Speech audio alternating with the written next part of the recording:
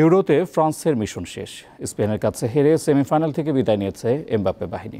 এবার নিজের স্বপ্নের ক্লাবে নতুন যাত্রার অপেক্ষায় তিনি। তার আগেই রিয়াল মাদ্রিদের অফিসিয়াল বিপণী বিতানে বিক্রি চলছে তার নাম্বার 9 জার্সি।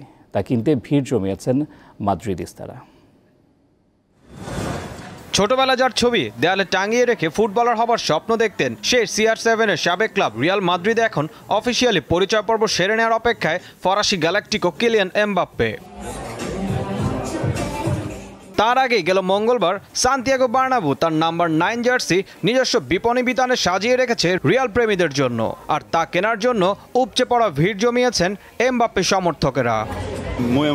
জার্সিটি কিনতে পেরে খুব আনন্দিত, যদিও এর দাম অনেক, তারপরও আমি খুশি।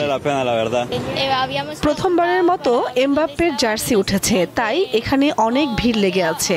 তারপরও আমি আমার জার্সিটি কিনতে পেরেছি। স্প্যানিশ গণমাধ্যমের মতে এমবাপ্পের জার্সি দোকানে ওঠার 1 ঘন্টার মধ্যেই সব বিক্রি হয়ে গেছে। এছাড়াও অনলাইনেও তার জার্সি কেনার জন্য হিড়িক লেগে আছে। দীর্ঘ অপেক্ষার পর অবশেষে দোকানে প্রবেশ করতে পেরেছি আর জার্সি কিনতে পেরেছি।